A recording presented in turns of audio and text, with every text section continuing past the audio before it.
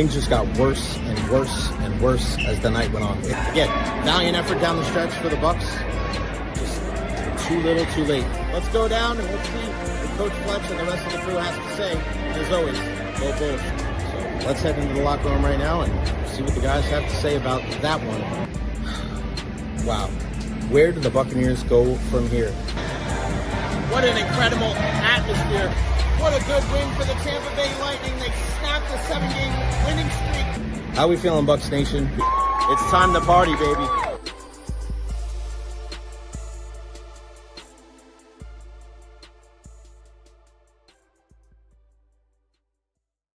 All right, let's do it. Welcome to everybody to the Recher podcast. Happy, what is it, August 25th?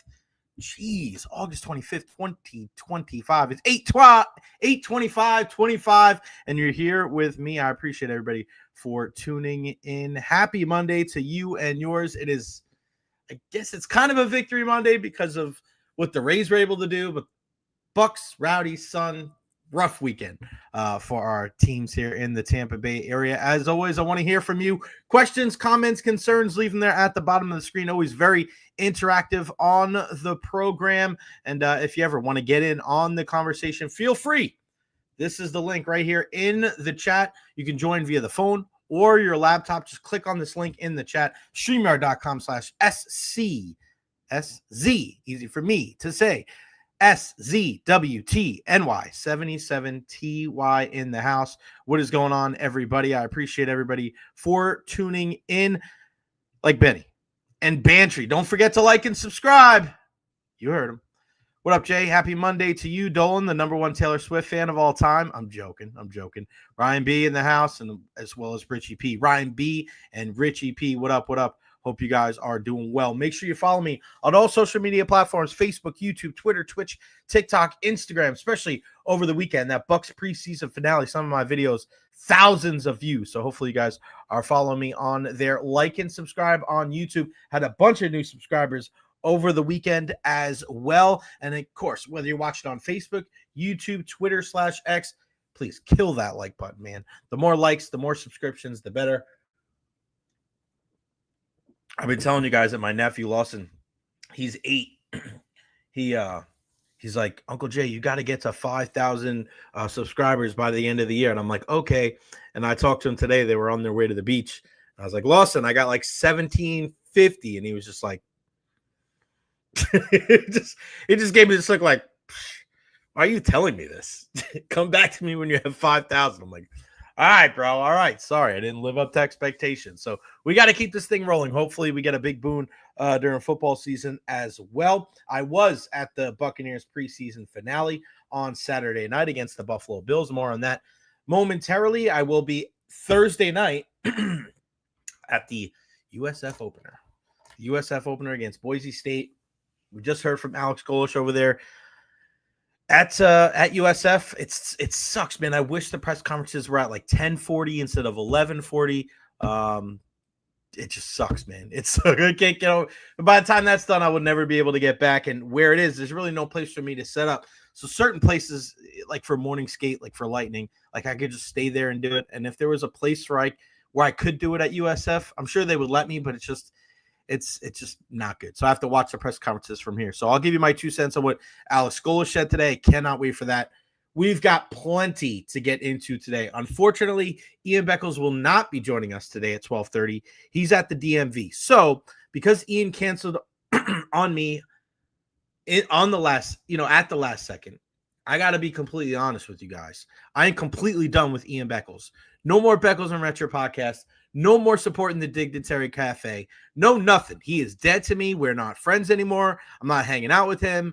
Nothing. All the football cards I have, I'm ripping them up. I'm throwing them in the trash. We're not friends anymore because you backed out on me at the last second, Ian, with some lame excuse that you're at the DMV. Now, you know I'm kidding. I love Ian. He's my guy. It was so funny. We were talking the other night. So we'll figure out if Ian's going to – he told me, he's like, maybe I'll come on later, but the chances are slim. And I talked to him at like 10:30 this morning. So the DMV is a pain in the ass today. No Beckles and Recher podcast because I have something going on. I have a funeral that I have to tend to, a celebration of life. So no no podcast on Wednesday. We'll try to get him on at some point this week. But of course, we love our guy Ian Beckles and support Ian_Beckles, the Dignitary Cafe, 4817 Southwest Shore Boulevard. Go get you some kava, get you some kratom. Tell them that you heard it right here on the Jay Recher podcast. Look at this guy, Nick in the house. How about Fairway Jesus cracking the wing column? Also, did you see Ohtani with the heckler? He's objectively the best thing that happened to baseball since the steroid summer. Yes, and we're going to talk about Tommy Fleetwood later on the program. I wanted to set aside some time for him because I think that's a great example of what is awesome about sports. So we'll talk about him a little bit later. Yes, Ohtani gives it right back to the heckler after hitting home run number 45. A little bit of kind of anticlimactic when it came to the series. Looked like it was going to be a sweep and some wins in the final day for the Dodgers and the Yankees. Baseball's funny, man. Baseball's funny. I really don't know it. I think if you ask me if it's Dodgers or the field, I think I might have to go to field. There's just a lot of parity this year. I don't know what's going to happen. Could the Astros be a team? Could the Tigers? Could the Red Sox? I know they just won 3 of 4 against the Yankees. It'll be interesting. No doubt about it. Bro, this one was crazy. Greg DeCruz bringing this part up. Rampage Jackson's son. He was involved with an incident over the weekend with a wrestling company where the guy cracked a can over his head beforehand, and the kid was supposed to go in the ring and kind of get a receipt, which is payback. Now the problem is that he hit this dude, knocked him out, and he was on the ground, and he was hitting him with working punches, which is real punches, not wrestling, oh, you punch the guy and you you go like this kind of thing. This dude was lighting him up. And I wouldn't be surprised if he got charged criminally, man, because that is, wow. Charge one thing, found guilty, we'll see. Because wrestling, there's that gray area.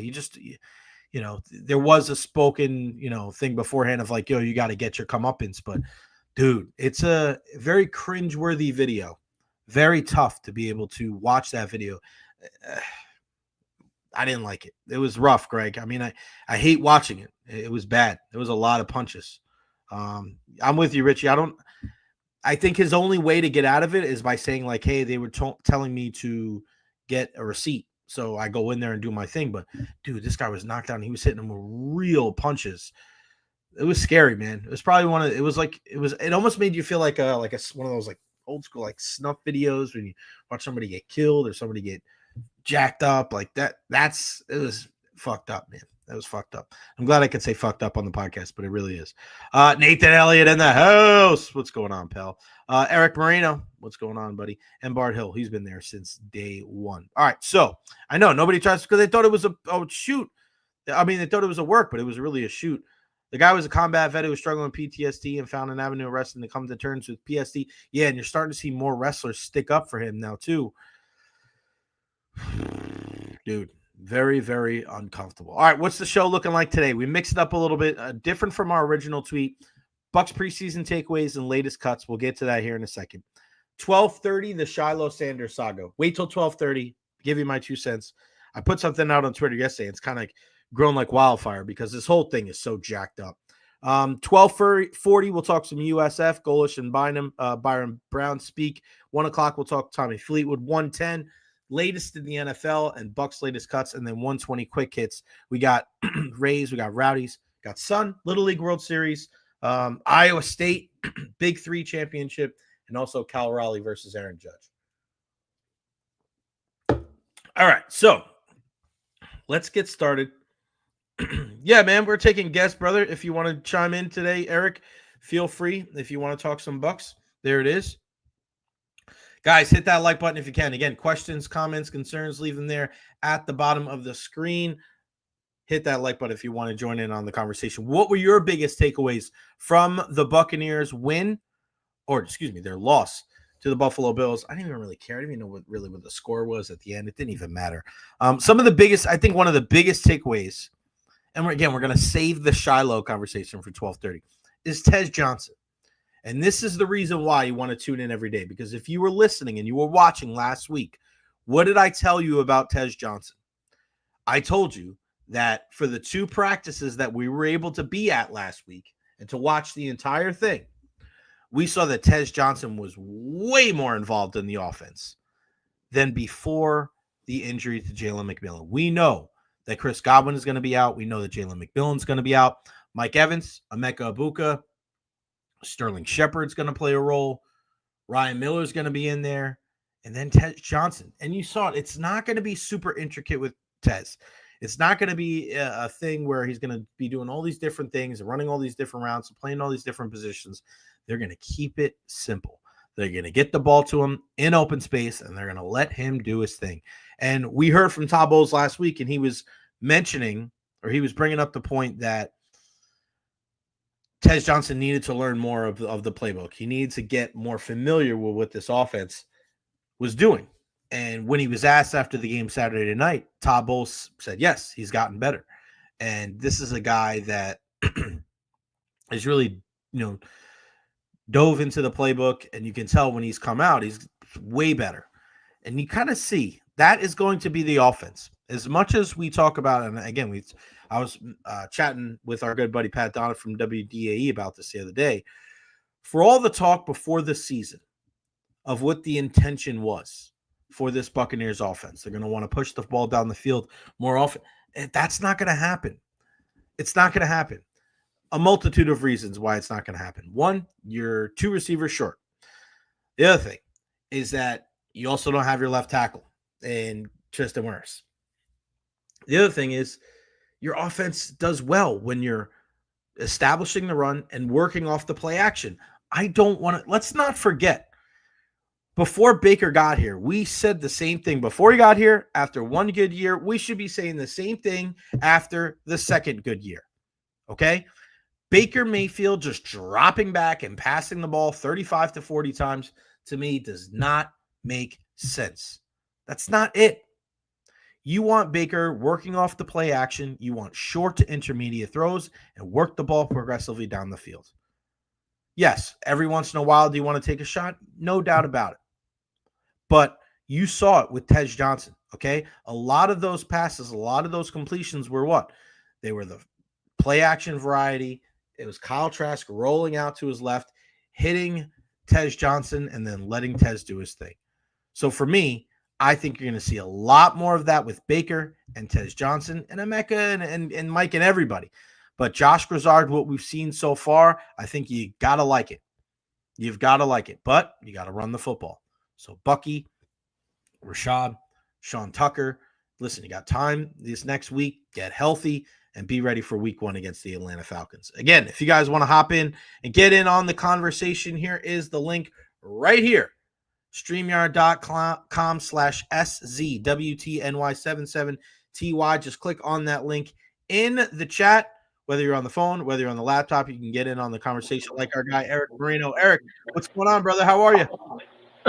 Rainy day, Jay. 2 more, got like 13 days till week 1. I got to go in Atlanta and get some revenge for that Thursday night game.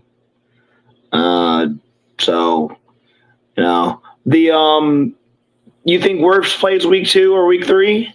I think Wirfs is going to be back sooner than Chris Godwin. Yeah. I think week 3 or week 4, I think is my guess on when you're going to see him. You definitely won't see him in the opener, but week 3 or week 4, I think that's when you're going to see Tristan Wirfs. What were your big takeaways from the preseason finale there, Eric? I think Tez Johnson, previous case, Trask, I think did pretty good. I don't know if they're going to keep 4 running backs. Maybe one on the practice squad. Josh Williams on the practice squad. So got to run the ball. With going out for 3-4 games and McMillan's out for half the year. You got to run the ball. So hopefully Heck can hold it down for a couple weeks. I saw Wirfs was off the crutches, so that's good. Yeah, I saw him walk by me and go to the locker room. He didn't look like he had any hitch in his giddy up at all. What's your guess, Eric, for the season? How many wins for the Bucs? 11-6. 11-6 is your prediction.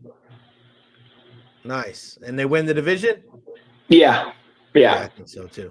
And Super Bowl champs 2026. There you go. Super Bowl champ 11-6, Super Bowl champs in 2026. Eric, what else you got for me, bud? Is that it? That's it. Yeah. Thanks, Jay. Appreciate Eric, it, man. You're the best, pal. Eric Moreno, one of our dedicated viewers here on the program. Big fan of the show, big fan of the Buccaneers. We got a lot of love for our guy, Eric Moreno. Always sending him love. Make sure, guys, you're sending us love. Kill that like button, man. Facebook, YouTube, Twitter /X.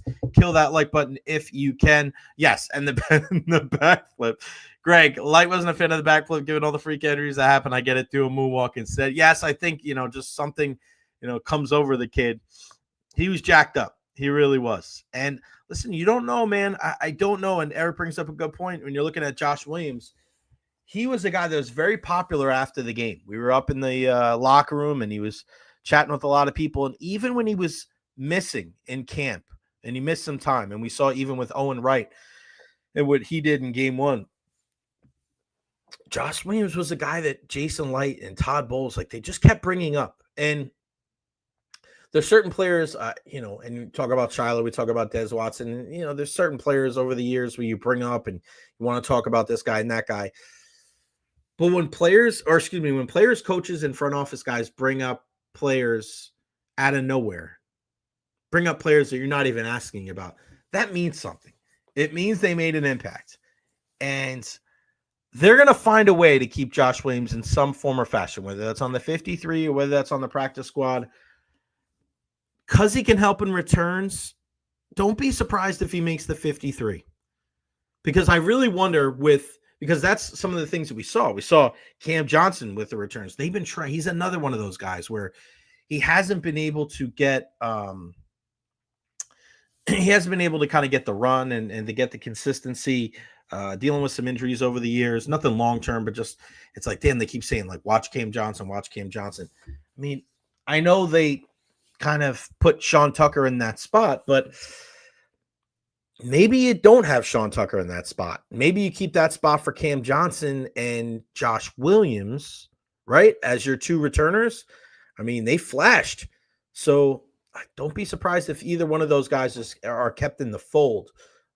No, Benny, I can't create the Tez Johnson backflip. I would try, but I cannot do it. Some of the other things, you look at Elijah Roberts with the sack. This guy gets better and better and better every time we see him. I thought this may go down as one of the most underrated picks that Jason Light has ever made. I love that you're going to be able to put him in there. And, hey, sometimes you might have to put him in the outside. Chris Braswell, I think, took probably a minor step back in this game. Didn't look great after doing much better in week 2 of the preseason than in week 1. But if you're second rotation in, right, if you're looking at some of the guys and you're looking at a line, and I'm talking second string guys, and you're looking at Anthony Nelson, Braswell, Greg Gaines, Logan Hall. Logan Hall is going to play, first early downs, but maybe in there, third down, maybe with the second unit. And then Elijah Roberts. This is better, man. It's a much deeper group than what we've seen in years past. And you got to like what you see. And with Kyle Trask, I thought Kyle Trask, again, not a guy that, excuse me, not a guy that is going to jump off the page at you, but Trask, I think, did a solid job. Got the ball where he needed to go. Second week was awful against Pittsburgh. And how much you put that on him, how much you put that on the offensive line. But, with Teddy missing the third game with an illness, Trask was going to start anyway. Maybe this is the kick in the pants that Kyle Trask needed to really get his ass into gear and just kind of perform better at practice and to be able to push and to be able to get some good reps out there. You're not pushing for a starting gig because Baker's the starter. But we'll see how this entire thing shakes down. I thought our chat last week with Scott Reynolds was very revealing. I thought he brought up a good point that maybe Trask is the guy that's wide receiver 2, and he's kind of the guy that gets you through the game. But if Baker's out for 2 or 3 games, Teddy's the guy that takes over. Could be. But I want to keep things in perspective when it comes to Teddy Bridgewater.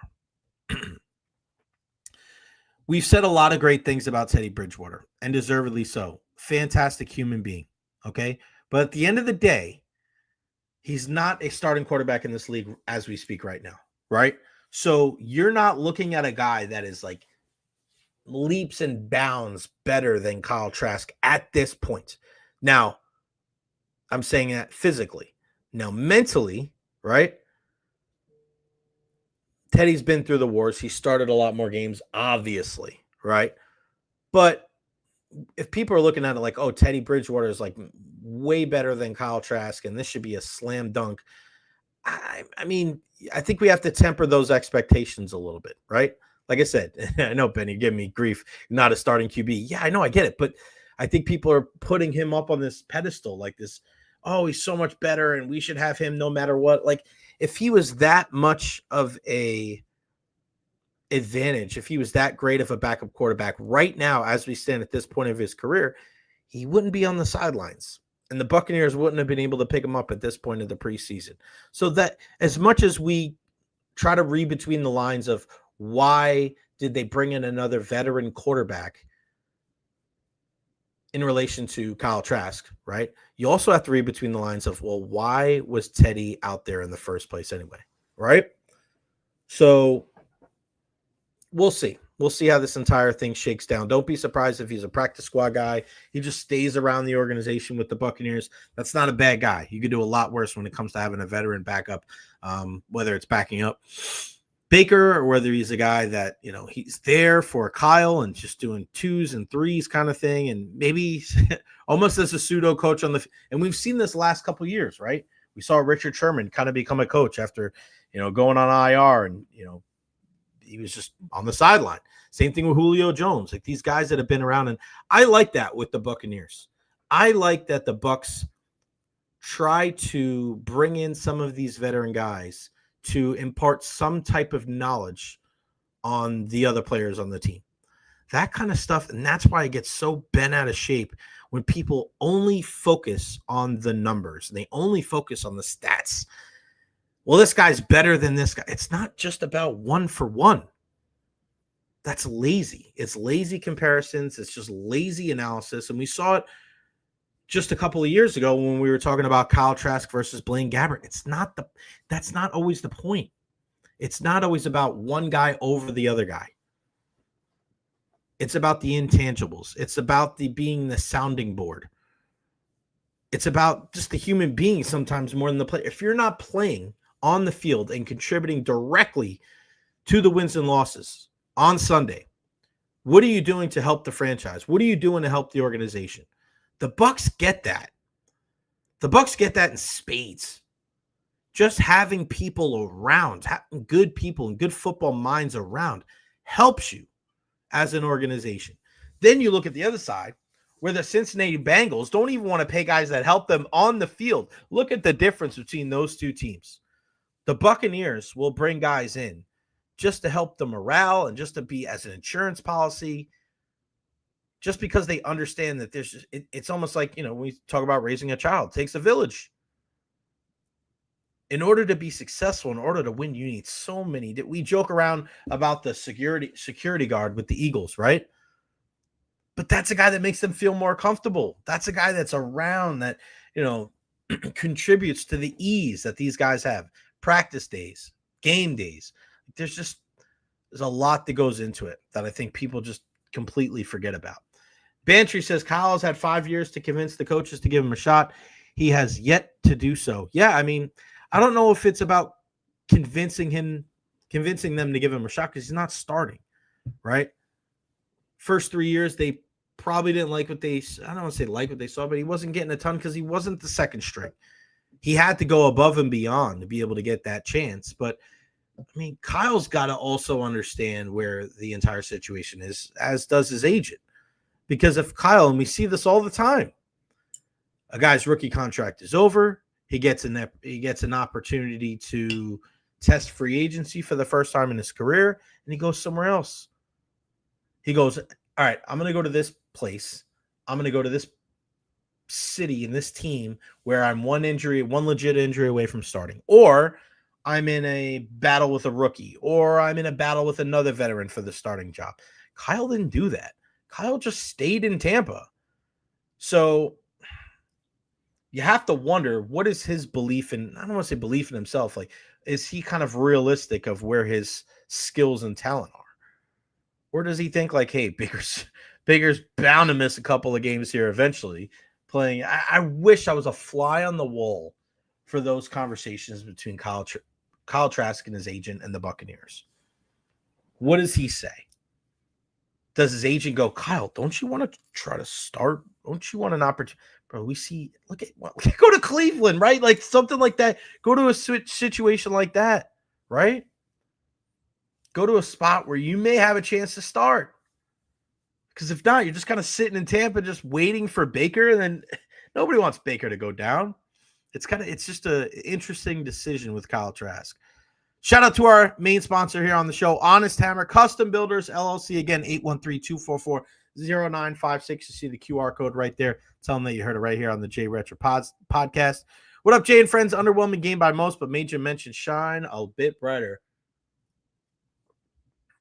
Yeah, buddy. And when you think about it, we knew going into the game that there was not going to be any starters playing. We knew that. We knew that Rashad White wasn't going to play. But other guys had to step up, right? Devin Culp didn't hurt his case, with the fumble. And that's why in the tight end position, as much as I would love to see Devin Culp get more action, because when he's like a bull in the china shop when he's out there running, when he gets that football, he's awfully tough to bring down. But you got to be able to catch the ball, got to be able to run the routes properly. And there's so many other things that you have to do. You got to be able to block. You can't just be a one-trick pony out there. So, and we saw it with Payne Durham, and we saw it with Tanner Tala. Like, the best all-around tight end on this team is K-Dot, and that's why he's the starter, because he's going to be able to block, because he's going to be able to bring down some passes. So, until you have a guy that's really that much better than him, I mean, it's going to be K-Dot. And some people are going to say, well, why don't you get this kind of tight end and that kind of tight end? Like, I don't know there's only one football to go around, right? Like, if you're like, oh, we need a Travis Kelce type or a George Kittle type, all right. It'd be a great thing to have a guy like that. But you got Bucky, you got Mike, you got, when he comes back, Chris and J-Mac, and you got Emeka Ibuka, right? You got Rashad White. A lot of guys there. You got Baker. So to act like you're going to have to go out block. Make sure you can block and set up the run. The run is going to be the key early on in the season. You want to take some of the pressure off of Baker Mayfield. You want to take some of the pressure off of Charlie Heck at left tackle. Take the pressure off the rest of the rest of the offensive line, right? Because those guys are going to feel like they're going to have to do a little bit more with Tristan out. Run the football early and often. And that's why I wonder if you take Sean Tucker out of that spot, right? Because you're going to lean on him a little bit more. I think it makes sense. Something to certainly be cognizant of. All right, let's take a look at the list of the Buccaneers that have been released so far. And our guy Greg Allman has the list. Come on, Greg. I just saw it. 13 cuts so far, and we'll share the screen with you here. Here we go, friends.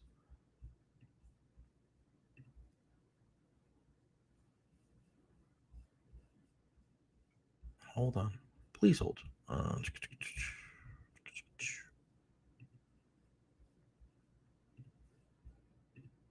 All right, there we go. Let me see. The notifications up. Rowdy's up. All right, there you go. Rakim Jarrett. No surprise there. I mean, you think about it with this guy. It's not working right now. Hold on. Okay, Rakim Jarrett. Listen, the last couple of years for him, you look at him,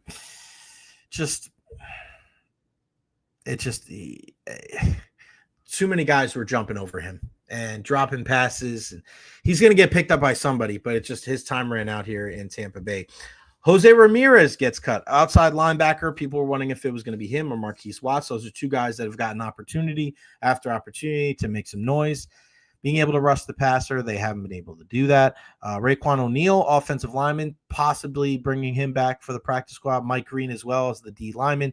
Devon J. Thomas, Eric Banks, outside linebacker Warren Peoples, Owen Wright, and Jason McClellan at the running back spot. Again, we saw Owen Wright in that first game really stand out for the Buccaneers. Maybe he is a option for the practice squad. Wide receiver Jacob Harris, and then two guys that we saw very late in the preseason, safety Will Brooks and cornerback Trey Avery. And it was pretty funny that when you listen to Todd Bowles talk about, hey, man, you just meet Trey Avery? He's like, yeah, it's kind of like a hi, how you doing kind of thing, really quick. But I thought he did pretty well. I really did. I thought he did pretty well. All right. We've been waiting to talk about this, so let's talk about it right now. And this is the Shiloh Sanders saga. And I put this tweet out yesterday. The entire discourse surrounding Shiloh Sanders and the Buccaneers tells me one thing. And that is that the majority of the people on this app, Twitter/X, don't know what the hell you're talking about. And people would ask, Jay, whatever do you mean?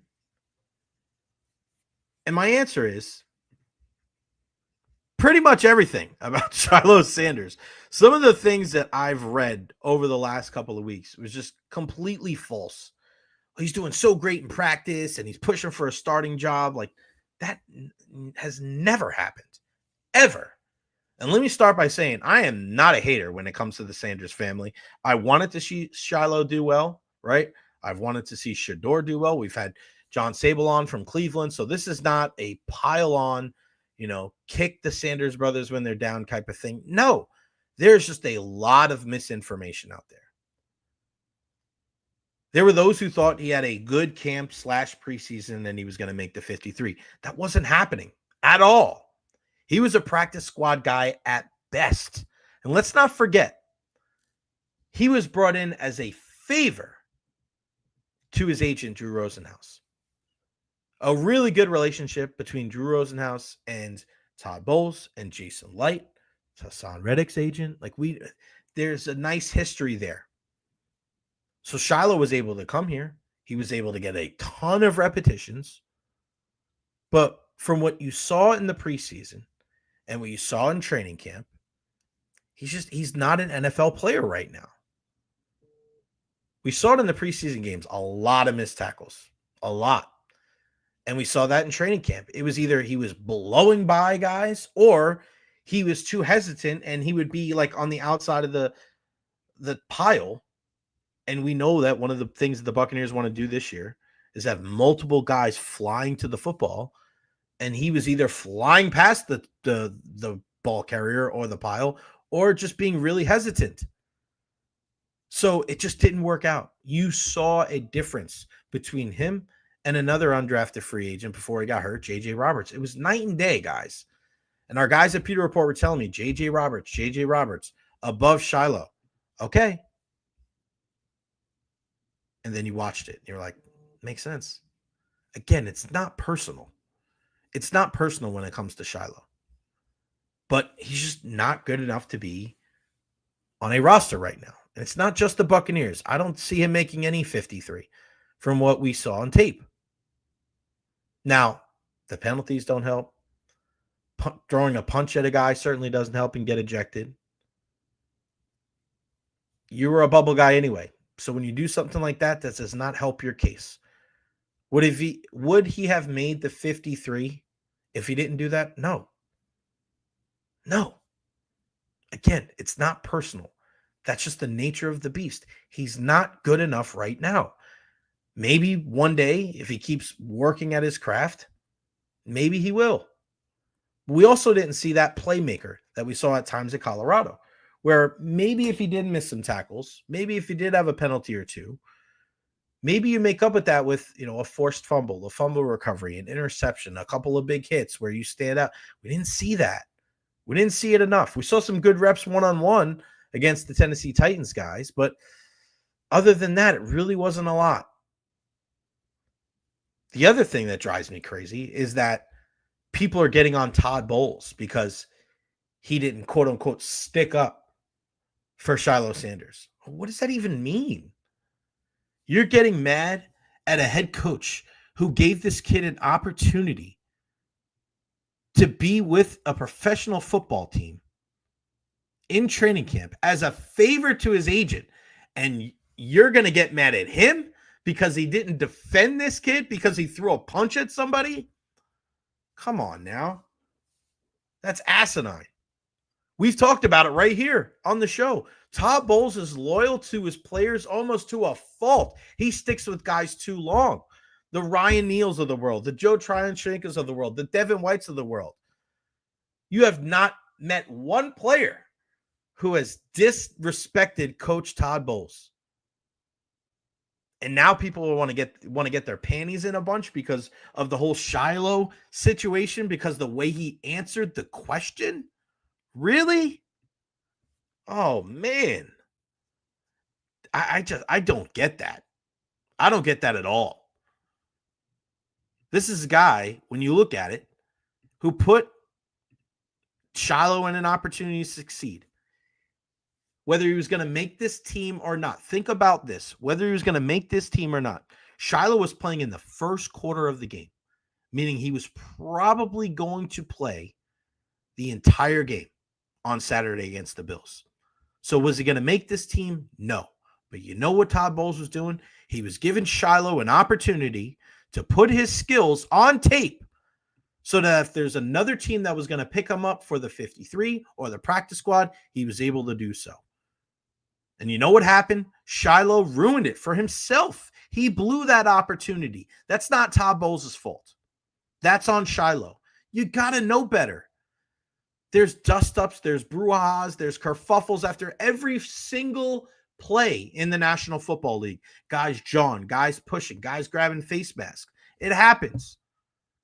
You cannot throw a punch, especially when your roster spot, you're on the bubble. Come on, man. I wanted Shiloh to do well. And again, listen, I'll play it for you right here. People are asking me, or even, I just don't understand the discourse of like Todd Bowles, he's not loyal. He wasn't there for Shiloh. He didn't stick up for him. Really? Really? He gave this kid an opportunity. And for those wondering what Todd Bowles had to say, here's what he said when he was asked about Shiloh's punch. No, you can't throw punches in this league. That's inexcusable. They're going to get you every time. Got to grow from that. And then what did you say to the officials after that? It looked like you were possibly trying to argue. We'll play it again here in a second. Another play. Okay. No, you can't throw punches in this league. That's inexcusable. They're going to get you every time. Got to grow from that. And then what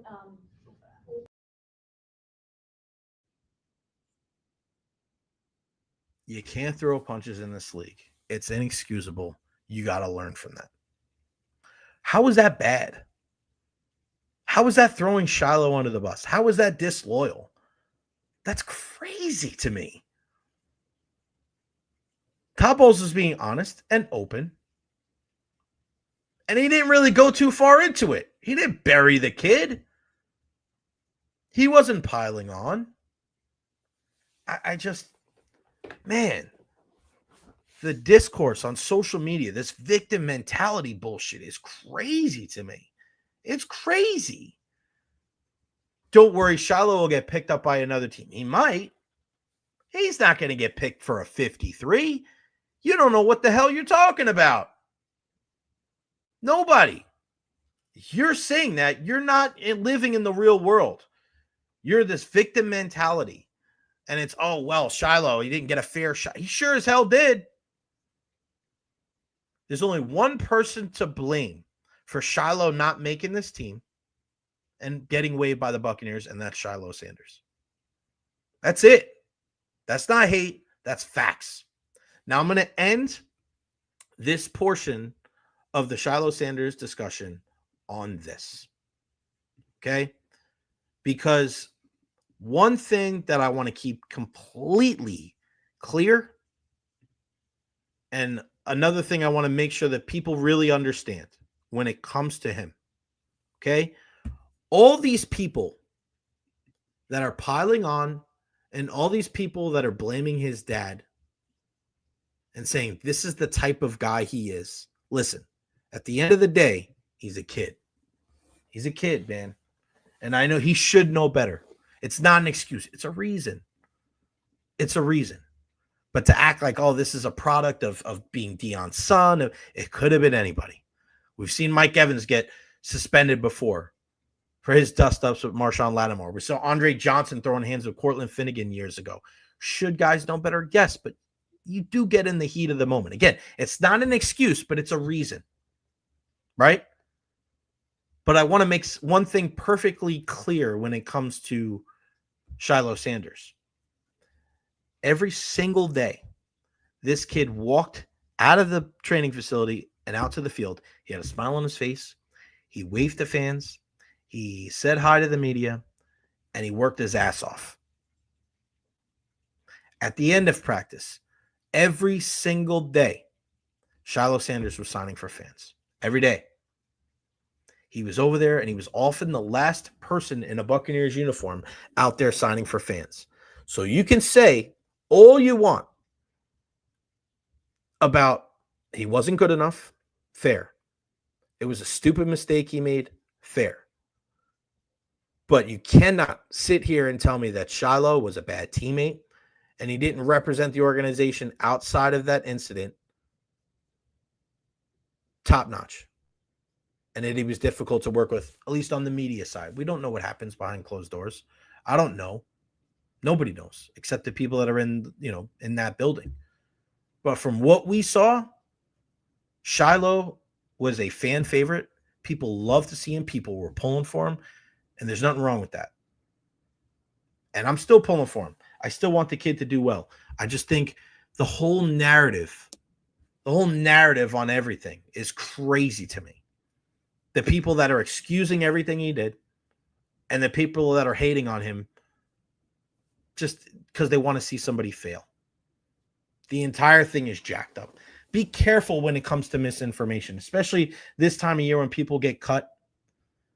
In the last couple of weeks when people saying, I'm reading some of this stuff on Facebook. It's just like, you could be further from the truth. But the truth is Shiloh Sanders waived by the Buccaneers, no longer with the team. And we'll see if he gets picked up somewhere. I wish him the best. I truly do. All right. Make sure you follow me on all social media platforms, Facebook, YouTube, Twitter, Twitch, TikTok, Instagram. Like and subscribe on YouTube as well. Let's see. Honest Hammer, great point about Shiloh needing tape, and definitely Nathan, he was falling everywhere, hard to watch. Hope he does well down the road. Got that right, buddy. Nathan Elliott, nobody was defending Chris Connie, but he got cut. Nobody tried it. Yeah, we didn't want him at all. That's for sure. Fax machine, baby. I like that. The fax machine. That's a good one. The fax machine. I'm a fan of that one, buddy. That might be on the t-shirt. There you go. Nathan brings up the point. Got to talk with Shiloh multiple times. He was always the last to leave practice. He would never take his helmet off. He signed every Sanders number 28 jersey present. He would take every pick possible. Facts. That's it, man. All this negative stuff and all this stuff that people are just kind of pulling out of their ass, like it's not true. All right, guys. We got a couple of I'm following Greg Allman and Peter Report. That's it. Bucks are waiving undrafted rookie quarterback Connor Bazelak. There you go. He'll be back on the practice squad if he clears waivers. Bucks are waiving undrafted rookie offensive lineman Ben Scott as well. I don't know many people that were bringing him up, but there you go. All right. Thursday night, the first college football game of week one. Yeah, hear the thunder. It is your South Florida Bulls hosting Boise State at Raymond James Stadium at 5:30. What is the weather going to be like here in Tampa? Bro, I've had practice canceled like the last 3 days because of this rain. And it's raining again here at my house. Oh, wow. So here's another one. Another Bucks news is just kind of infiltrating everything. And that's the thing. When it comes in, I'm going to pass it on to you. The Bucks, according to Adam Schefter, are releasing veteran linebacker Anthony Walker Jr., who has been on the physically unable to perform list, but is said to be healthy and ready to go. Wow. Greg Allman says Walker never practiced in training camp, so they're releasing him rather than placing him on the reserve NFI list where they wouldn't have to pay him. Sets up at least one rookie LB, making the Bucks 53-man roster. There you go. Wow. Anthony Walker coming in. It was almost like a pseudo trade with KJ Britt going to Miami and Anthony Walker coming here, but with the play of the other linebackers, with Deion Jones, with Servase Dennis alongside Levante David and seeing Bullock and just some of these guys really standing out. It just makes sense. Go with the young guys, man. They're going to be cheaper anyway. That's for sure. All right. So USF and Boise State Thursday. And we heard from Coach Alex Golesh a little bit earlier today. And I'm just so intrigued by this season for the USF Bulls. Listen, guys. This is the most important game in the last decade for USF. We know what looms around the corner. We know that you got games with Florida. You got games with Miami. Both those teams in the top 20. Boise State at 25.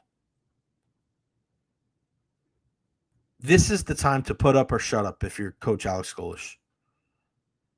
He has long said, since the beginning of his tenure here with the Buccaneers, with the Bulls, that he does not believe in silver linings and he does not believe in moral victories. And you guys know me, I'm on the opposite side of that. I think that there are such a things as silver linings and moral victories. It has to be. Because if you don't take anything from them, then what the hell are you doing? You're not learning at all. Now, if you're a team that's trying to win championships, I think those moral victories and silver linings become less and less. But if you're a team that's so far out of it, what else do you have? If you're the Tennessee Titans going into this year, you ain't getting any real victories, so you might as well get some moral victories and silver linings and find things to build on. It doesn't take place for the actual victories. But I understood what Coach Alex Golesh was saying when he was battling against the Miamis and Alabamas of the world. But this is the time. This is the time for USF and Alex Golesh and Byrum Brown to step up. You win this game against Boise State, you're one of the biggest topics of conversation in week 1. And you really start putting eyeballs on that week 2 matchup with Florida up in Gainesville. DJ Lagway is going to start week 1, but we'll see. We'll see how he's going to do. Because is he 100%? We'll find out against Long Island. He probably won't play the whole game. But that matchup between Byrum and DJ should be a good one. We had Scott Carter on the program last week from FloridaGators.com. If you missed that, it's up on our channel. But now is the time where you put your money where your mouth is if you're Alex Golesh and USF. You've been telling us, me specifically, because I ask all the time, that it's not about moral victories and silver linings. Okay. Now's the time to put up or shut up. This is the biggest game for the Bulls in the last 10 years. Year 3, Coach Golesh. You got your guy back. The deepest team that we've seen. We've heard that from Joey Johnson. We've heard it from Jim Lauk. We've heard it from Matt Grothe. Go out there and prove it. Go out there and show it. And I like some of the things that we heard from Coach Golesh today when he was talking about making sure that this team plays with emotion, but not emotionally. I like that. You can tell he's excited for the challenge, but they got to play 4 quarters. And he's got huge praise for Boise State, saying that they finish games. And that's something that we've seen firsthand when it came to the Bulls that, unfortunately for them, we haven't seen that the last couple of seasons. We haven't seen that. We've seen a good half. We've seen a couple of good quarters. But then they just falter down the stretch. Now, is that a depth thing? Is that a talent thing? It's probably a little bit of both. But if you're hearing depth and you're hearing talent going into the season, that it's as high as it's been in many, many years, this is a game that, listen, you go into it, why not us? At some point, the tide has to turn for USF. We're starting to see steps being taken for this entire university, really, to be taken as a top-tier D1 destination for students and athletes. But you got to win. And the 2 biggest sports you got to win are football and men's basketball. That's not an opinion. That's fact. You got to go out there and you got to get dubs. There's a lot of excitement surrounding Coach Brian Hodgson and the USF men's basketball team. We still feel that fantastic energy and the great vibes when this place really reestablished itself as the Tampa Bay's home for hoops. Because of our guy Amir Abdur-Rahim. I got faith that Coach Brian Hodgson is going to be able to put these guys in a position to succeed and battle for an American title. But it starts with football, and it starts with Coach Alex Golesh, and it starts with Thursday. They got to win this game, man. I don't like saying must win. It's not must win unless if you lose, your season's over. But you got to win this game. Screw playing well and losing. I don't want to see this team giving a valiant effort in defeat. I'm going to be pissed. I want to see this team win. I don't know what it is, but for me, it's like for the teams outside of the big three, I'm a little bit more of a fan. I don't know why that is. I look at the Bucks and the Rays and the Lightning, and I want them to win. Don't get me wrong. But when it comes to USF sports, when it comes to the Rowdies, when it comes to the Sun, when it comes to UT, I'm more of a fan. Like I get more excited. I want them to win more, and I'm okay with that. I feel like my fanship is like more important to them because they don't have as many as the three pro sports teams, like the three big dogs with the Rays, Lightning, and the Bucks. So being a fan and being a champion for them means a lot. And shit, man, I'll tell you about being a fan. Is this how it is being a fan? Watching my Manchester United draw 1-1 to Fulham yesterday, I wanted to puke. It ruined my day. It ruined the first part of my day. I don't know how you real sports fans do it. I don't. Bull J86, I think I know you. You mentioned weather, and this is for the crowd that's complaining about the black unis. It's going to go great with some rainy clouds around, plus the team's benches in the shade. Stop crying. Yeah, I things like that. There's people involved with the team and people involved with the coaching staff that are way more in tune with things like that. I don't lose my mind over things I have no control over. It kind of is what it is. It's going to look sharp. You're going to be on national TV. The blacks are going to look badass. I'm cool with it. I'm cool with the black unis. No issues with that at all. But it comes down to Byrum Brown. Again, he's another guy. When you look at who is going to make the difference. Because if you put these two teams together, you look at Boise State, you look at USF, okay? Boise State, and we've seen this back to the Dirk Cutter. It was a Dirk Cutter mention from Alex Golesh today. And obviously with Chris Peterson there for many, many years, we always remember that Fiesta Bowl, which to this day, I remember watching it at my parents' house. One of my favorite games in the history of sports to watch.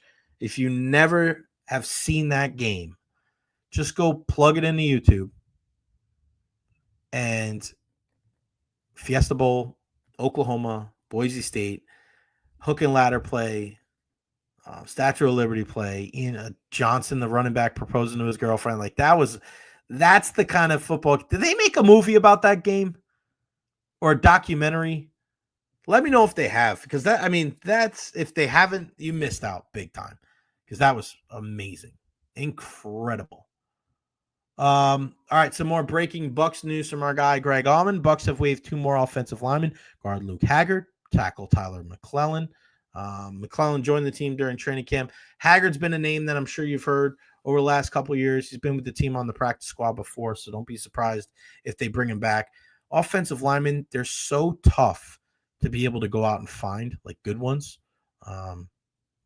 So if you have a guy that's kind of been around, a guy that kind of knows the system, that you don't have to bring in another player and teach him all the different lingo, and he knows exactly what it takes to kind of contribute, and the guy that may dress on a Sunday if somebody gets banged up. So don't be surprised if Luke Haggard is one of those guys that you see on the practice squad. We mentioned the Bucks releasing linebacker Anthony Walker. What does that mean for Nick Jackson and John Bullock? Those are 2 guys that if they can contribute on special teams, they're going to make the 53. I'm very intrigued on who is going to make this team on the backside of the depth chart on the roster. And I asked Todd Bowles this last week in practice, and he said, I asked him, I said, how do you figure out what you're going to do when it comes to balancing out what you've seen in training camp versus the preseason games. And he said, it's a little bit of both. And it also is versatility. What can you do? Playing special teams is at the top of that list. So you want to play corner, you want to play safety, you want to play teams. So you're looking at like Bryce Hall versus Kendall Vildor, two veterans. Who makes it out of those two guys? Greg Allman brings up a good point with the Bucs cutting Jake Majors and Ben Scott and Clark Haggard. From interior backup offensive line spots, looks like they could keep both Mike Jordan and Sua Opeta if they carry 10 linemen on the initial 53. Heck, Klein Chukwuma also making the cut as depth. So Greg is all over it. Again, at Greg Allman. And if you think about it, this is the time of year, unfortunately, where you get some bad news and you don't want to be misinformed by guys that are not like legit. So if you see guys on social media, report them to the proper authorities. I'm not saying go to the cops, but there's like Twitter jail and Instagram jail. Make sure that those guys don't get off scot-free, because think about it. This is a very sensitive time for these people. And the last thing you want to do is just put all this misinformation out there. I don't like that at all.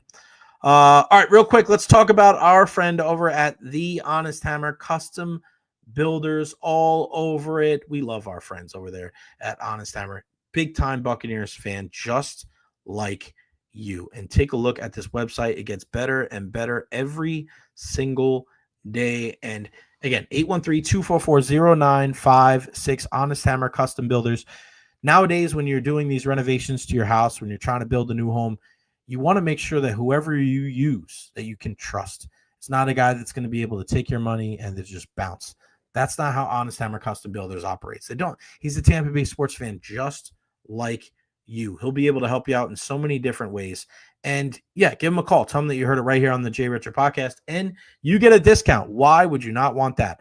813-244-0956. Just look, when we look at their website, thehonesthammer.com, look at some of the things that they do. Custom homes, kitchen remodels, bathroom remodels, new and commercial construction, interior and structural renovations. They've got your back. Look at some of these pictures, these houses that are getting built. Custom home renovations, interior, kitchen, and bathroom. Honest Hammer, 813-244-0956. Honest Hammer General Contractor Company, CGC 153116. You can email them at thehonesthammer@gmail.com. And I always say this on the show, right? Honest Hammer is a guy where he is a Tampa Bay sports fan just like you. And I always say support local, right? This is a guy. I mean, this is the first sponsor here on the Jay Recher podcast. And as much as I thank you guys so much for what you do as far as supporting by watching every day or contributing via the super chat, Honest Hammer was the first guy to put his money where his mouth is and to be able to help sponsor us here on the program. So I can't thank him enough. And the way that you can help me thank him is by going to him for all of your residential or commercial needs. Again, 813-244-0956. Scan that QR code. It may not be just for you. Maybe one of your friends or family members. You overhear somebody talking about, I need a good local contractor that I can trust. Hell, you mentioned the Jay Recher podcast, you get a discount. Give him a call. Give them his number, 813-244-0956. Nathan Elliott, Honest Hammer is just like me. Say what? Say what? That is it. Honest Hammer's invited to tailgate with us in Lot 12. Hammer Rush, you hear it. Nathan Elliott inviting you to the tailgate. There you go, pal.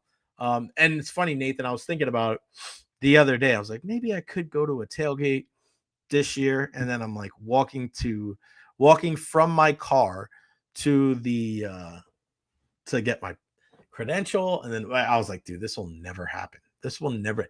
Here's the thing, too. As much as it's a far walk, wearing a suit and it's hot, there's also a lot of people out there for regular season games and being able to get in and out. It is a pain in the ass. It's tough, man. It's tough. I appreciate it. One of these days, if I can go, I will. But Nathan Elliott, right here, another one of our big time supporters here on the program. Make sure you follow me, guys, on every social media platform. Facebook, YouTube, Twitter, Twitch, TikTok, Instagram. Like and subscribe on YouTube. Do me a favor, please, and kill that like button. Every little bit helps. All right, so we love so many things about sports, right?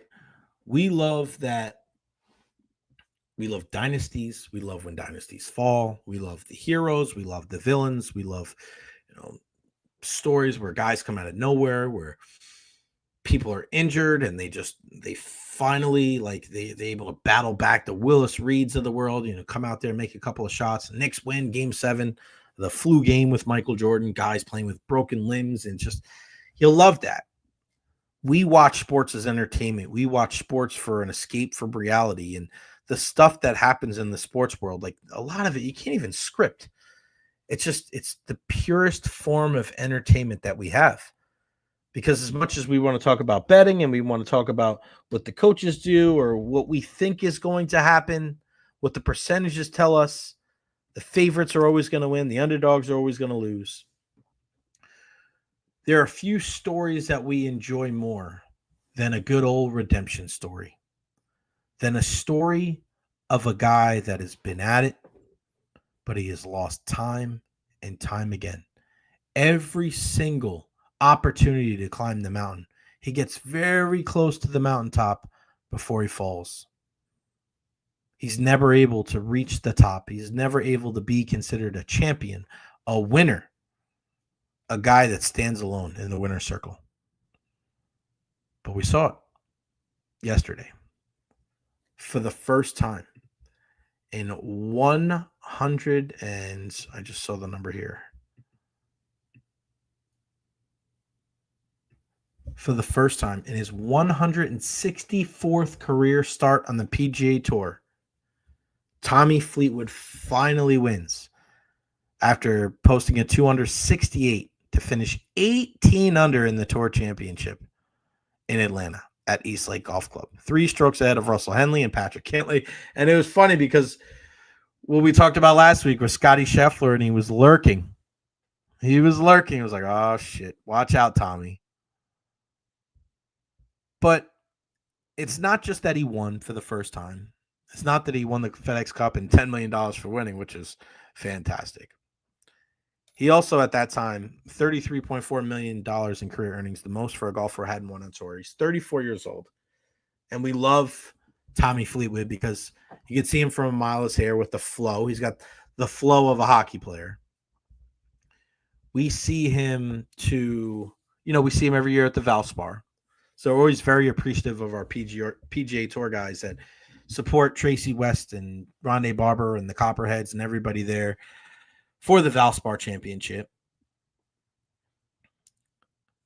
So when a guy like that finally climbs the mountain and wins, you feel for him. I remember Phil Mickelson's first Masters, how special that was.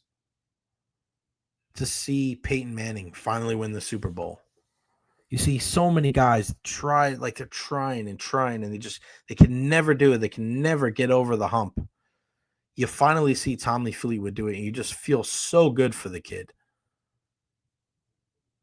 And then, and I say this a lot, there's so many perils of social media, there's so many bad things, so much negativity, so many things that it makes you wish, why am I on here?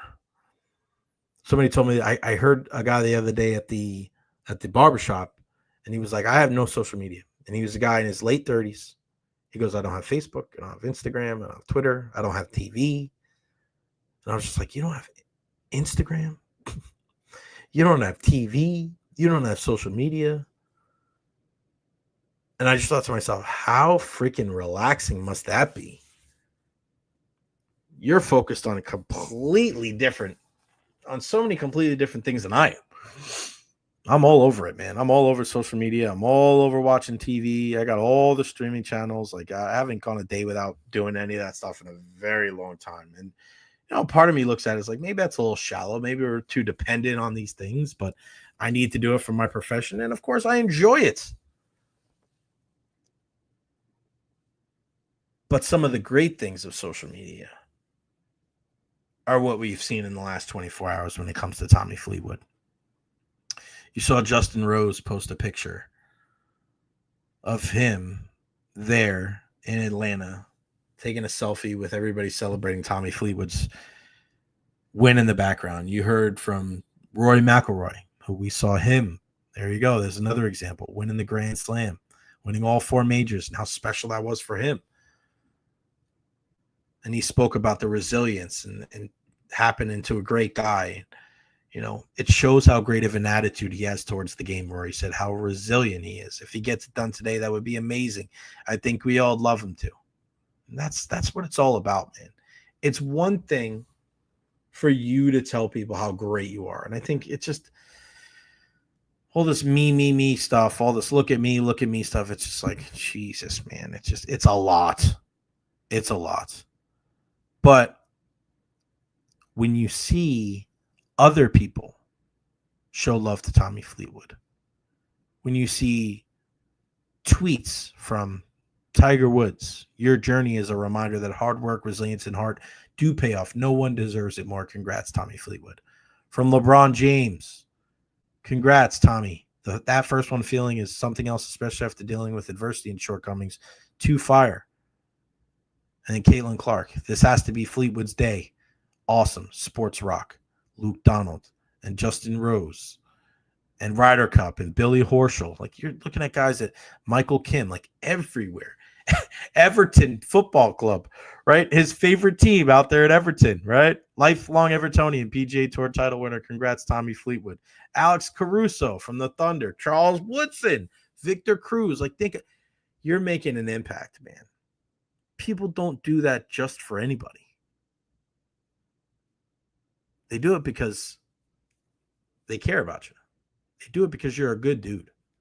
And I just thought that was a really, really nice moment and one of my favorite moments in sports, and why we shouldn't focus so much about like necessarily what we're saying saying about ourselves. It's kind of like what other people are saying about you. And we go back to one of our big stories last week is, we lost the late, great Tony Saladino.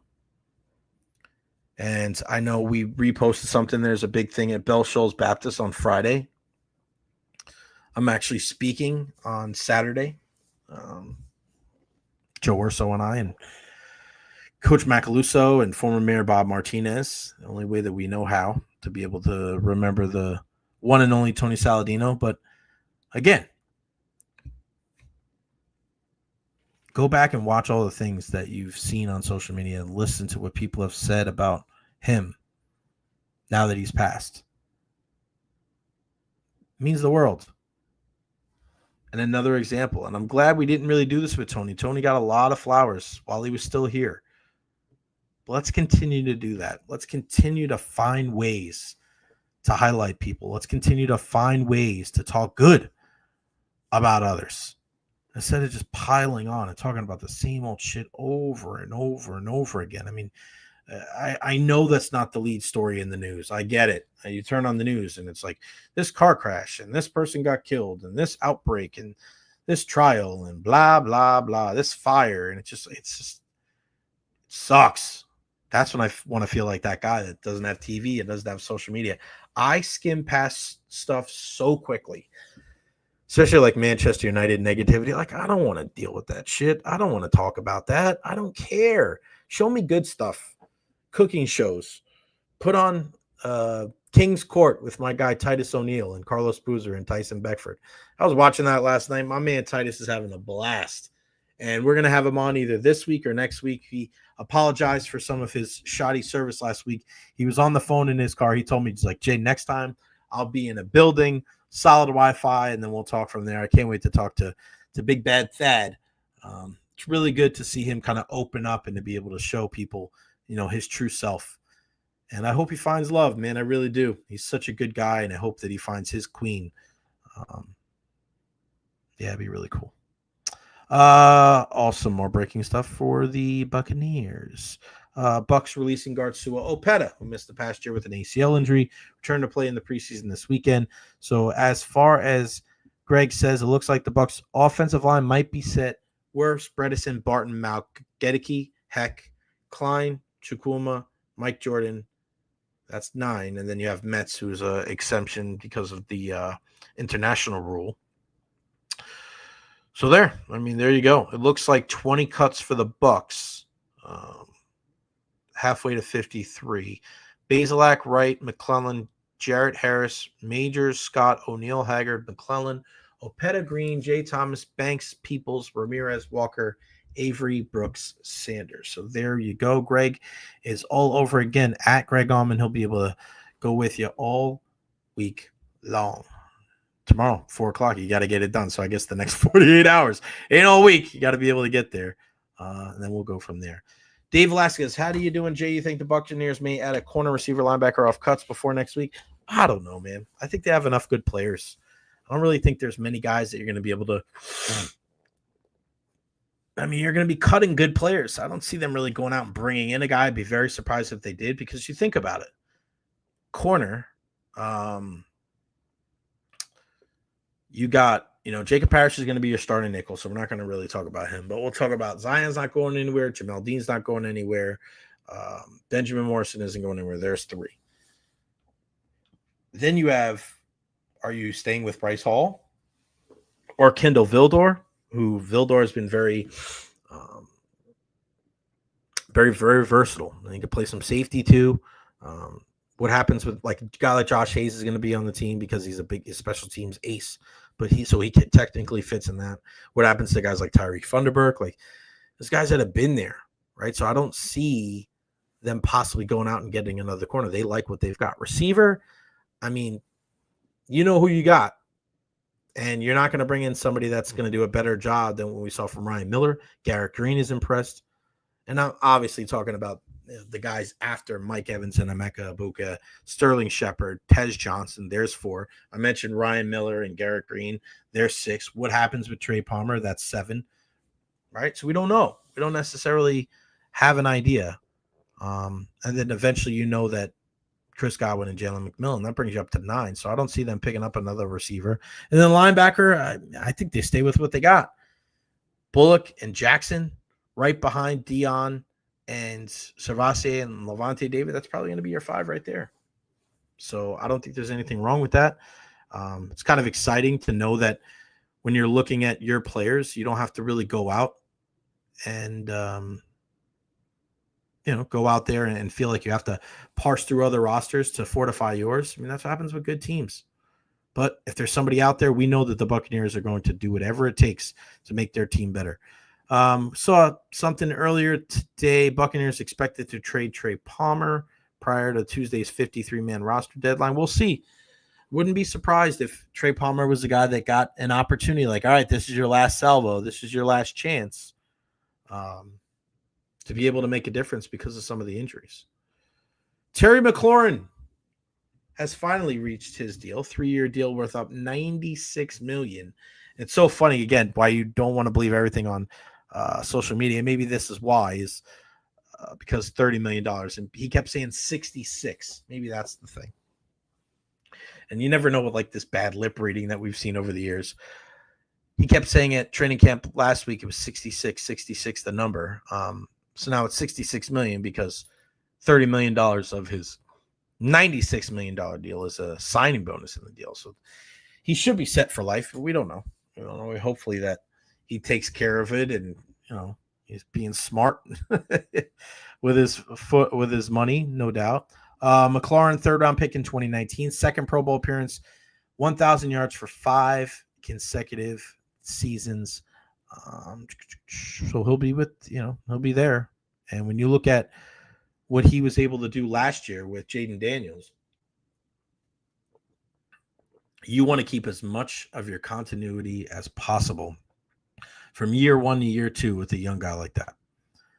Now, you have Laramie Tunsil protecting your blind side.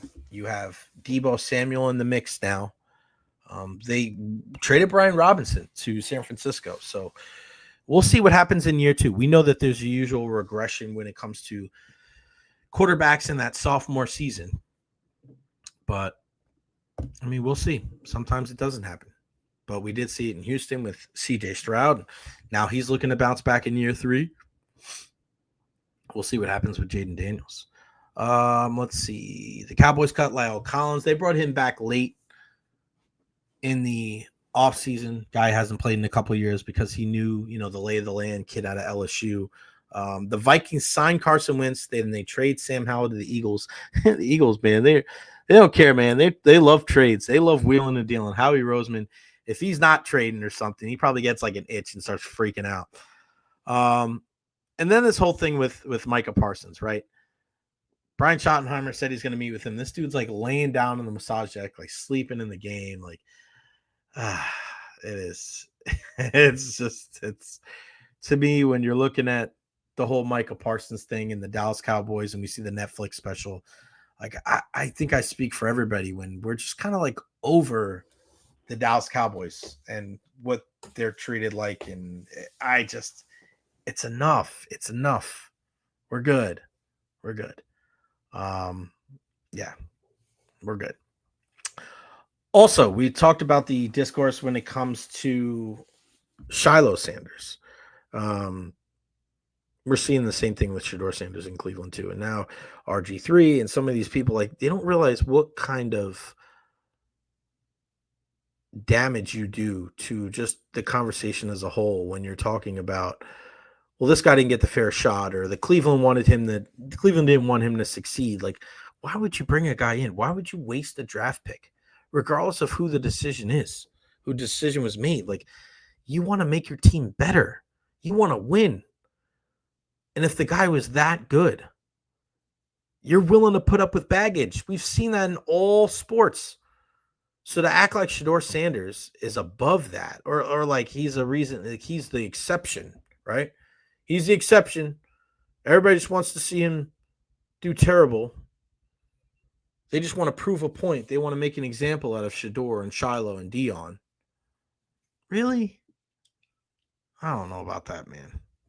I'm not a big conspiracy guy anyway, but God, the victim mentality of just like everything. When you look at Shador and his inability to process information quickly, like it's one of his issues.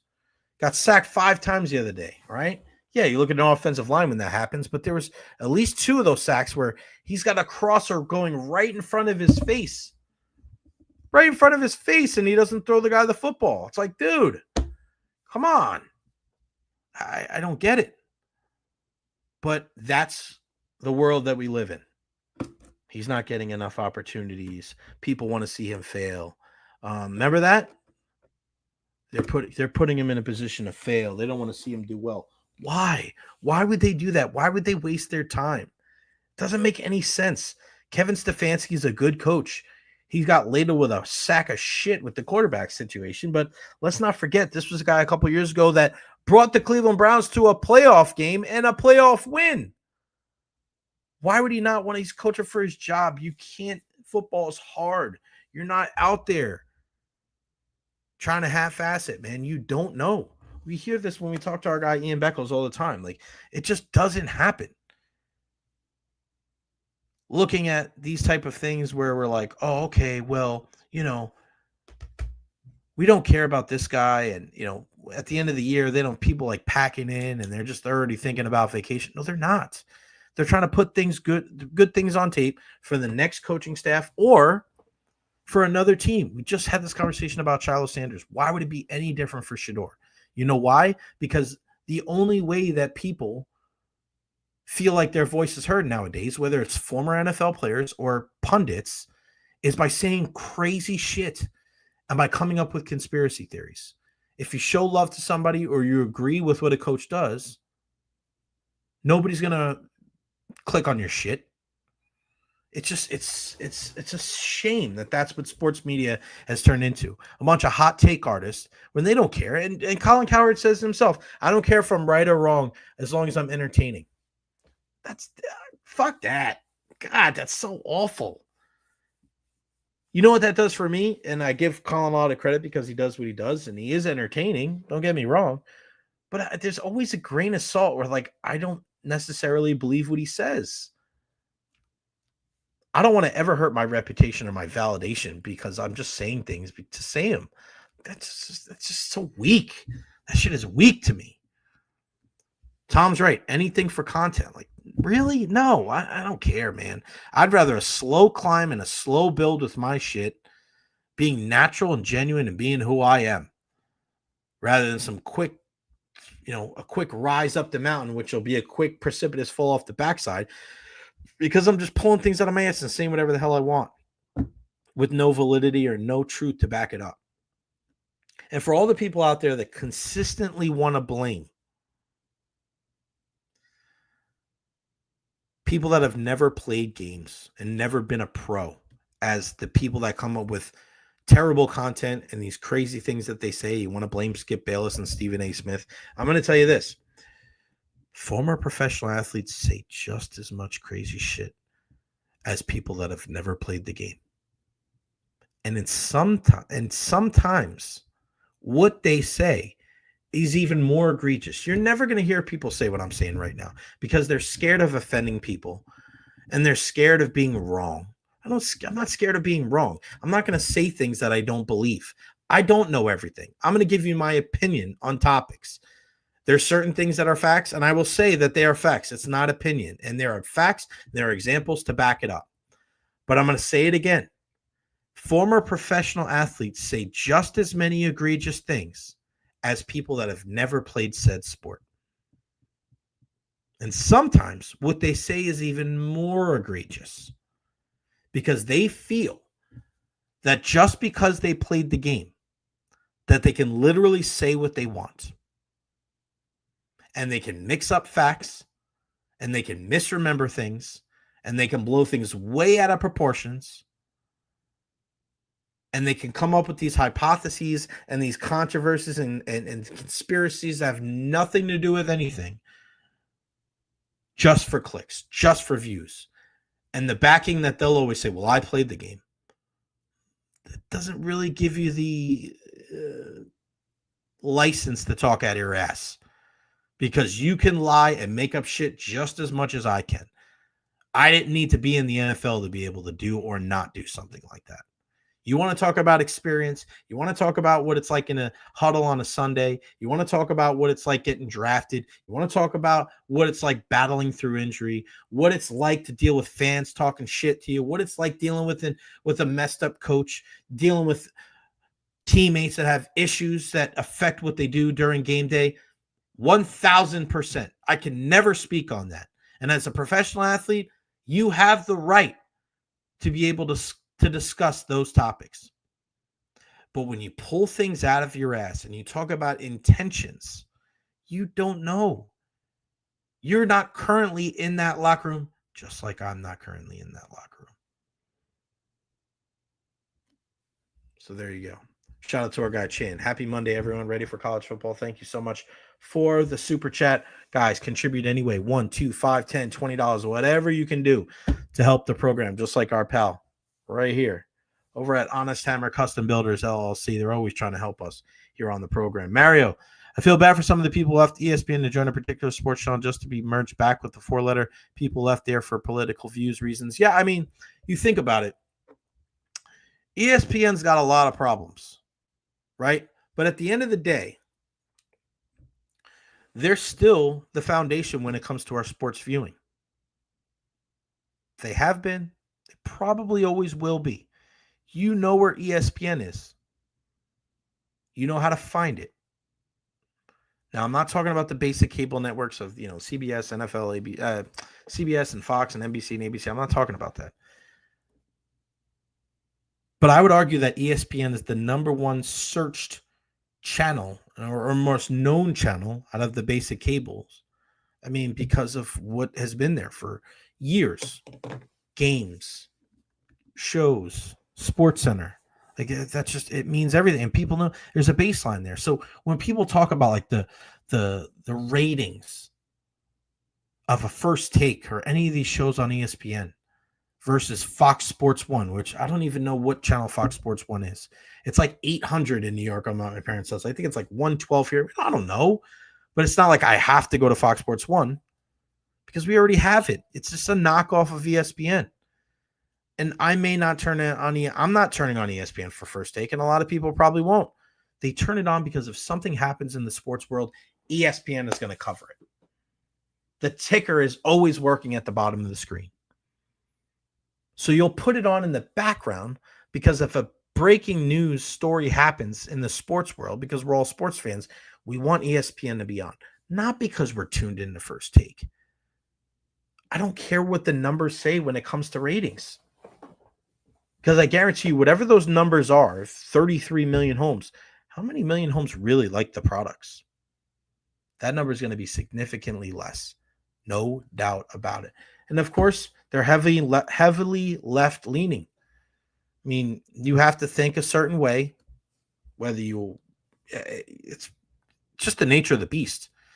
If you don't have a liberal mindset, you're not working on ESPN.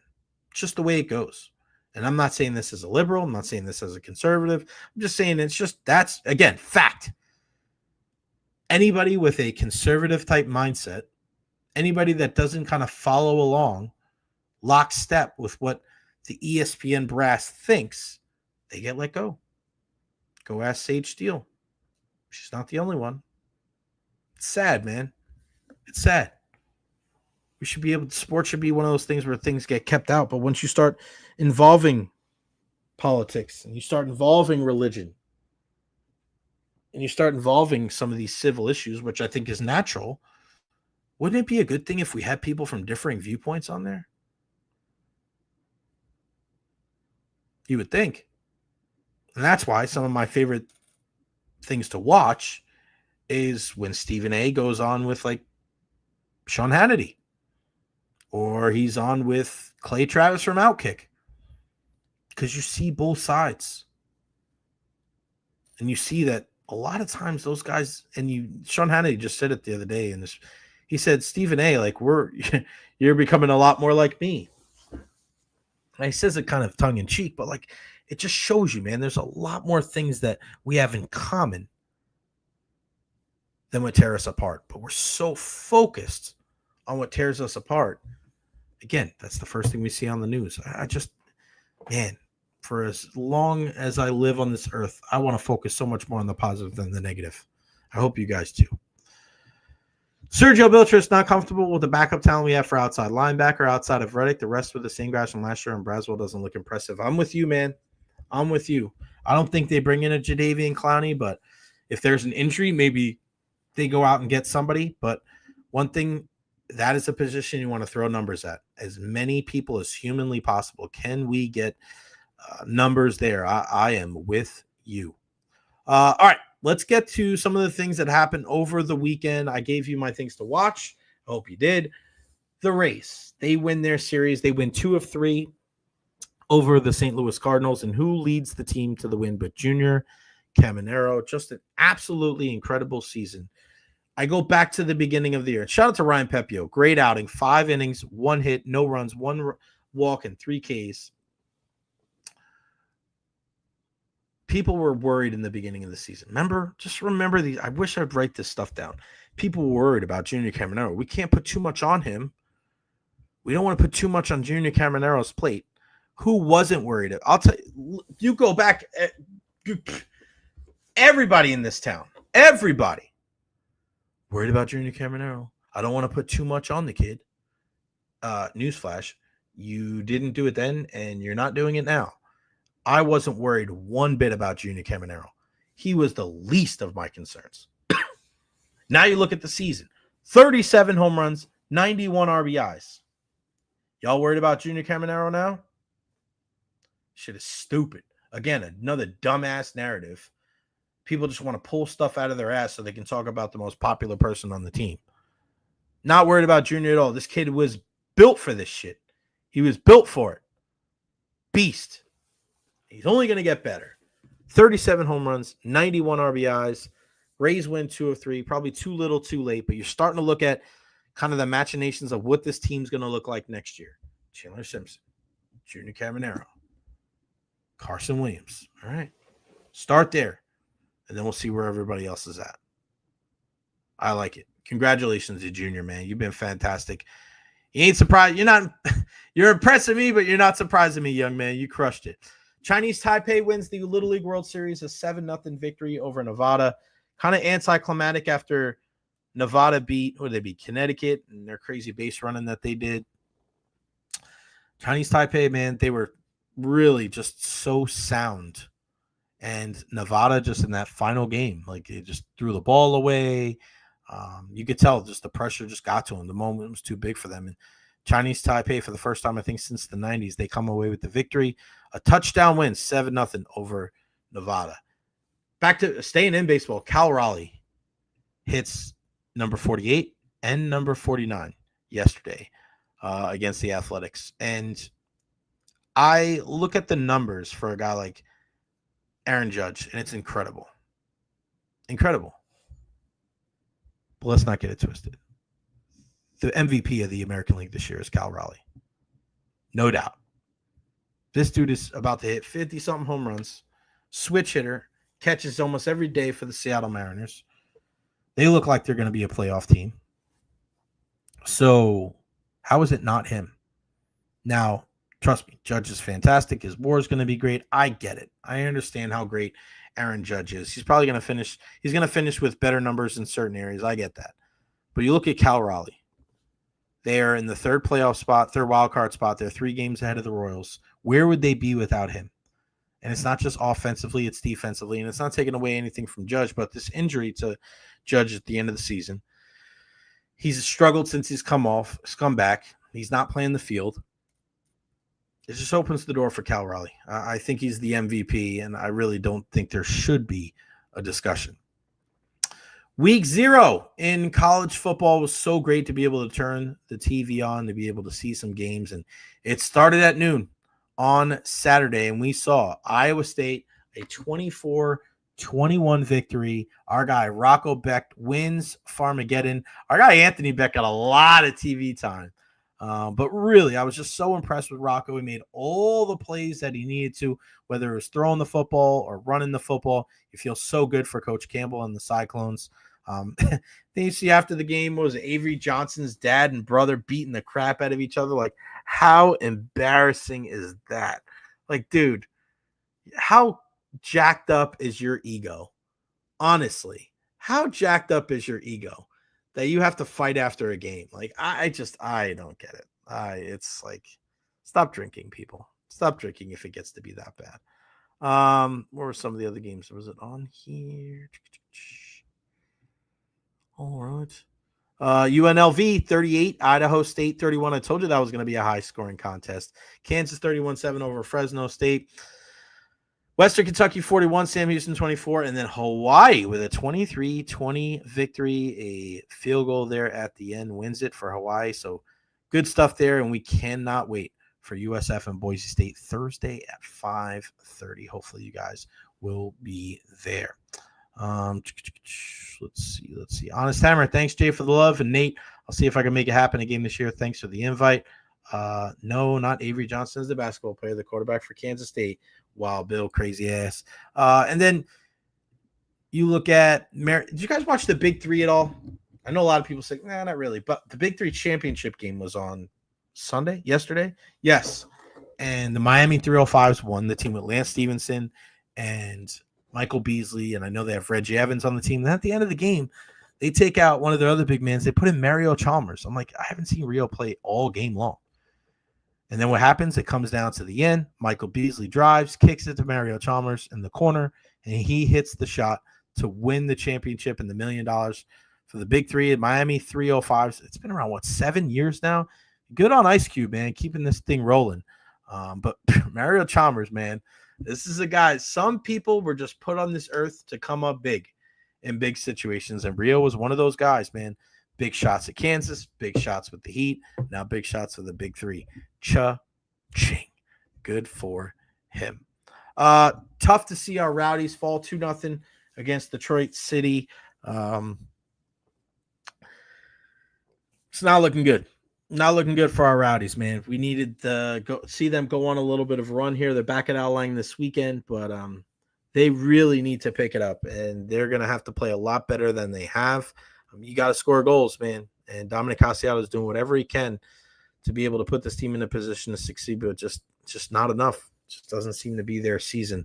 Hopefully they can turn it around. Saturday night, listen, go to Outlying, man. Maybe you're the guy and gal that's going to be able to turn it around. RowdySoccer.com. Tampa Bay Sun lose their season opener 2-1. Carly Giamona scores late, the only goal against Brooklyn. But I got faith in Coach Denise Schulte Brown and Jordan Listro being able to turn this entire thing around. I'll be pulling for them, no doubt. And then AEW Forbidden Door. Did you guys watch it? It was kind of weird because it was there during the afternoon there. But yeah, it's just,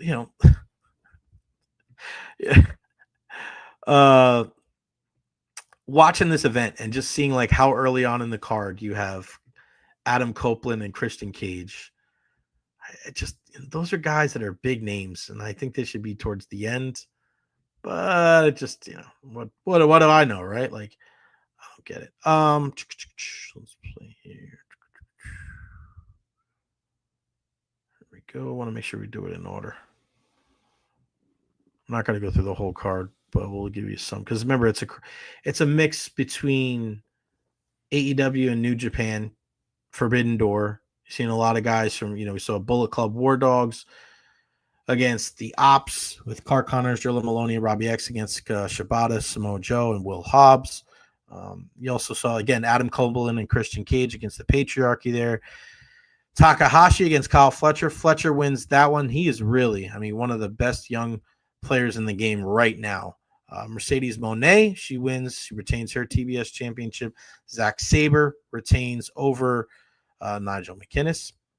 Brodito ends up winning over FTR and the Hurt Syndicate. Hurt Syndicate, the champs.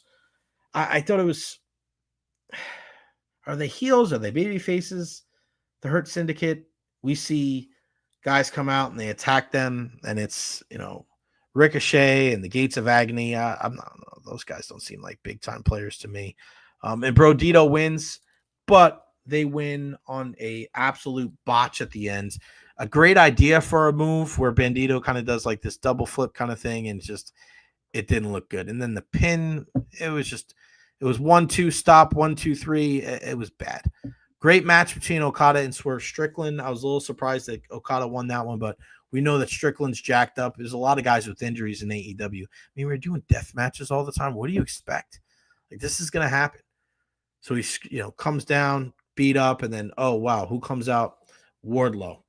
Wardlow comes out. He joins the Don Callis family. You start looking at the family now, Josh Alexander and Takeshita, and, you got a lot of guys, man. A lot of guys. I wonder if they get lost in the mix there. Toni Storm beats Athena by submission. We saw a match between Adam Hangman Page against MJF. Listen, a good match, but every single match that has to be, like this. When you look at MJF, every match has to be like a death match, and I really look at, Hangman Adam Page. I think he carried the show there. It's kind of the same thing every single time. With how many times are you going to use the ring for MJF? It's the same story over and over and over again. I'm good. I'm good on that guy. And then finally the cage match: Darby Allin, Kenny Omega, and Kota Ibushi, Hiroshi Tanahashi, and Will Ospreay against Claudio Castagnoli, John Moxley, Gabe Kidd, and the Young Bucks. Some crazy shit, of course. John Moxley sticking a fork in Darby Allin's ear. Will Ospreay and the fellas get the win, and then they lock the cage. They beat the crap out of Will Ospreay. We know he's hurt, so he's going to be gone for a while. So, that's just the way it goes. With AEW, again, the storytelling with AEW is where they need to improve. Everything has got to be like, we're going to settle in the ring. Yeah, I get that. It's a death match. It's just like all the time. Blood loses it just loses its mystique when you're bleeding all the time. It's like, we get it. God damn, we get it. It's just like AEW's got to switch it up a little bit, man. We really do. It's fun. It's a lot of energy. They do a good job. You go overseas, you know what you're getting for those crowds, but just like, there's no slow and start. It's the same buzz the entire time. And I think they just need to improve in that aspect of it. Still enjoy watching it, but they're missing something. Mario, USF first 3 games are tough. I cross my fingers for at least 1 win. 2 would be great, and all 3 would have them. Listen, if they win all 3 games, they're a top 10 team. No doubt about it. No doubt about it. Bucks waiving Tanner Tola, tight end, who's been on the team's practice squad the last 2 years. Just a rough, man. He's not done well. He has not done well at all, so no surprise there. All right, guys. Really, really good stuff today. Unfortunately, our pal Ian Beckles could not join us on the program, but we got some more irons in the fire, got some more guests coming up this week. Cannot wait for Thursday, USF and Boise State. It's going to be a good one. Hopefully, Byrum Brown and Coach Golesh can come away with the victory. Make sure you follow me on all social media platforms: Facebook, YouTube, Twitter, Twitch, TikTok, Instagram. Like and subscribe on YouTube. Please kill that like button as many times as humanly possible. You guys don't realize how much that helps. And when you're following me on social media, any of these videos I post, share them, comment on them. All that stuff continues to help the algorithm and puts people square, put me right in the square, right square where people are consuming sports here in the Tampa Bay area. I want to thank again Chan Leonard for contributing via the super chat and our sponsor, Honest Hammer Custom Builders. I could not do this without you. All right. I love you all. We'll see you tomorrow right here at noon on the Jay Recher podcast. I'm going. Peace out.